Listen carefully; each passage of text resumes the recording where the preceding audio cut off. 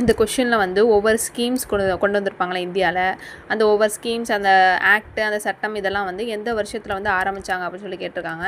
First புதுப்பிக்கப்பட்ட பொது விநியோக முறை, அதாவது ரீவேம்ப்டு பப்ளிக் டிஸ்ட்ரிபியூஷன் சிஸ்டம் அப்படிங்கிறது எப்போ ஆரம்பித்தாங்க அப்படின்னா 1992 1992 தான் வந்து புதுப்பிக்கப்பட்ட பொது விநியோக முறை அப்படிங்கிறத வந்து ஸ்டார்ட் பண்ணாங்க. நெக்ஸ்ட்டு இலக்கு பொது விநியோக முறை, அதாவது டார்கெட்டட் பப்ளிக் டிஸ்ட்ரிபியூஷன் சிஸ்டம், இலக்கு பொது விநியோக முறை அப்படிங்கிறது எப்போ ஸ்டார்ட் பண்ணாங்க அப்படின்னா 1997 1997 தான் வந்து இலக்கு பொது விநியோக முறை வந்து ஸ்டார்ட் பண்ணாங்க.